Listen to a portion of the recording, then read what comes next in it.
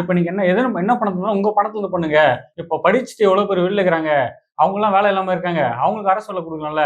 எதுக்கு கவர்மெண்ட் வேலை எடுத்து உங்க சுயநல அரசியல் பண்றீங்க? அப்படின்ற போல திமுக தரப்புல இருந்து கேக்குறாங்க. இப்ப இப்ப செஞ்சது அது திமுக காரனா, ஏடிஎம்கே காரனா, விஜய் கட்சிக்காரனான்றது முக்கியம் இல்ல. பாதிக்கப்பட்டவர் அவங்களுக்கு மட்டும் செய்யறாரு. இதுல எல்லா இதுவும் சேர்ந்துதான் இருக்கும். ஜாதி மதம் எதுவும் பற்று கிடையாது. இவ்வளோ பெரிய சாதனைய செஞ்சுட்டாரு இல்ல, அதனால அவனுடைய பொறாமையில ஏதேதோ புத்தி தடுமாற்றம், ஒரு என்ன சொல்லுவாங்க மென்டல், அந்த மாதிரி அவரு பாருங்க. இவரை கோர்ட்டுக்கு இழுத்தாரு. இழுத்துட்ட உடனே ஜட்ஜி என்ன சொன்னாரு, இது முறைகேடு. ஏன் நீ கோர்ட்டுக்கு போகணும்? ஏன் முதல்ல கொடுக்கணும்? ஏன் மறுபடியும் வாங்கணும்?